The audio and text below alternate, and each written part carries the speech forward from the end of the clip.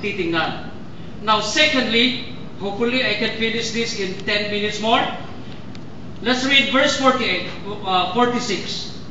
Then they came to Jericho, as Jesus and his disciples, together with a large crowd, were leaving the city. A blind man, Bartimaeus, that is the son of Timaeus, was sitting by the roadside begging. When he heard that it was Jesus of Nazareth, he began to shout, "Jesus, son of David, have mercy on me." Many rebuked him and told him to be quiet, but he shouted all the more, "Son of David, have mercy on me."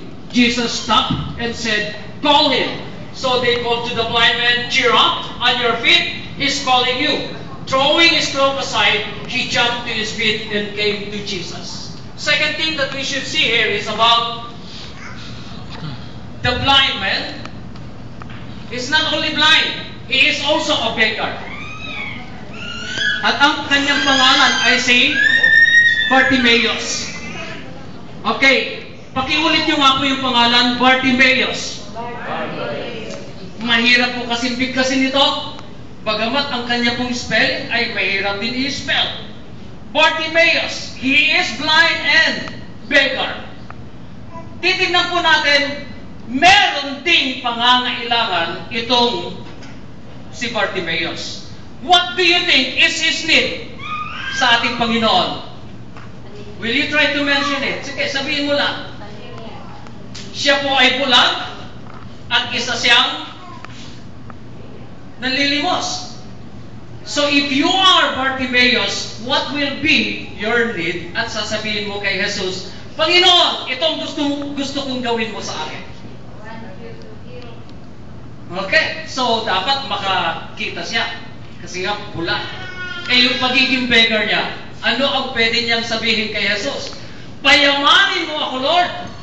Marami nga sa inyo, sana tumama ako sa loto." Sige nga po, sino bumibili ng loto ticket sa inyo? You keep on, and I often see this sa TV. Ako, every time I buy loto ticket, nananalangin ako. You see? Nananalangin ako na ako'y mananalo. And that is the same answer to the question of the Lord Jesus Christ. What would you like me to do for you? Lord, manalo ako sa loto. Would the Lord say again, mukhang mali yata yung iyong hinihiling? Well, you have your answer. You yourself can answer that question. Pero tingnan po natin ito. Noong sumigaw si Bartimaeus, "Son of God," or Jesus, Son of David. Alam niyo ba nung sumigaw si Bartimaeus? Bakit sumigaw si Bartimaeus? Para po mapansin siya ni Jesus. Itanin niyo po yun. Para po mapansin siya ni Jesus. Nung marinig ni na James and John na sumigaw si Bartimaeus, lumapit itong dalawang disciples na ito at sinabi, "Huwag kang maingay." Bakit po kaya sinabi ni na James and John na huwag maingay? Dahil po, kapag napansin ni Jesus si Bartimaeus, hindi na sila papansinin ng ating Panginoon. So they have to say to Bartimaeus, "Hey, keep quiet."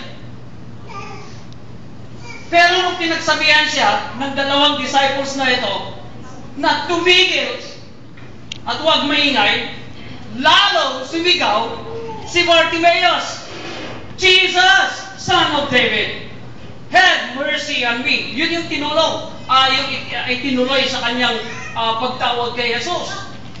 And did you know that Jesus heard his voice? Paano? Jesus stopped. Huminto si Jesus at sinabi niya, "Call him." Kanino sinabi ni Jesus yung tawagin niyo siya? Alam niyo ba kung sino yung inutusan ni Jesus? That was James and John. Naku, kami patuloy yung inutusan. Kami yung nagsasabing, huwag siyang maingay. Tapos ngayon, ito, pinagsabihan kami ni Jesus, tawagin niyo siya. But of course, walang nagawa sina James and John. So sinabi, tinawag. So they called to the blind man, cheer up on your feet. He's calling you. O sige, tumayo ka daw. Tinatawag ka ng ating Panginoon.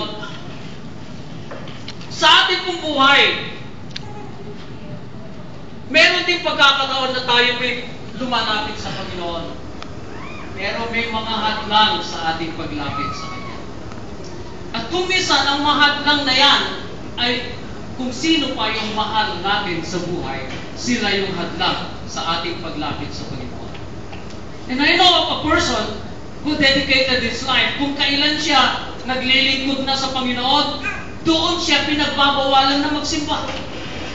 Pero nung siya'y pasaway, gala, pinababayaan siya. But when the Lord changed his life, pinagbawalan naman siya magsimba. So ano ho ang mabuti sa atin kung minsan? Ang ating pong tingnan dito ay pag lumapit po tayo sa ating Panginoon, may mga hadlang din. Hahadlangan po tayo ng ating mga mahal sa buhay, mga kaibigan po natin, mga kapitbahay po natin. Uy, milagro, patungo siya sa simbahan. Ano kaya nakain niya? Have you heard of that one time? Ano kaya nakain niya? Ba, religious na siya. Tapos pagbalik niya, tatawagin siya, oy, parating na yung pare, oy, parating na yung pastor. Yun yung mga hadlang. But did you know what? If God, the God that we're serving, kung malakas ka sa Panginoon, you're coming to the Lord, He is there to listen to you. Kaya maririnig ka niya. Kaya po, sabi niya dito, nung sinabi na ng dalawang disciples, James and John, oy, tumayo ka daw dyan. Magsaya ka. Tinatawag ka ng ating Panginoon. Alam niyo ba? Immediately, he threw his cloak aside. Alam niyo yung cloak? Meron yung parang, alam yung mga beggar during those times, meron silang balot para sa ulo. Okay? Yung parang bandana. Dahil ang simbolo noon ay you are slaves or beggar ka. Pero tingnan nyo nung sinabing hinahanap siya ng Panginoon, immediately, he threw his cloak. Dahil nakita niya na mahal siya ng Panginoon. The lesson that we can take out from this portion of the scripture, when we come to the Lord, immediately God will accept us as His sons, as His children. Anak niya tayo. Yung cloak na yun, ibig sabihin, isang pobre, walang kayamanan. And did you know, kahit po yung pagiging blind niya, pagiging blind, in the Old Testament times, if you are blind, may kasalanan ka daw. Kung may sakit ka, may kasalanan ka daw. Sino po sa inyo ang nag-request kanina na pagalingin kayo ni Lord? Pagkitaas po ang kamay. Let's be honest. Kung yung noon, panahon, at sinabi mo yan, people will say, may kasalanan ka. Pero alam niyo ba ang karamdaman kasi sa ating katawan, hindi dahil may kasalanan ka. Talagang minsan na hindi mo naalagaan ang iyong katawan. Hindi ba? Or nagpaulan ka, kaya nagkasakit ka. But during those times, if you are, okay, kung may sakit ka, may kasalanan ka. And you need to confess that before the Lord.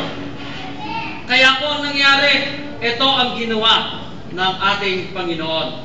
Same question. Verse 51, what do you want me to do for you? Jesus asked him. Ano ang sagot ni Bartimaeus? Ito po ang kanyang sagot. Rabbi, I want to see. Master, gusto kong ako'y makakita muli. Bakit ko nabanggit na muli? In the history of Bartimaeus, he was once, hindi siya blind dati. Pero nagkaroon po siya ng sakit na naging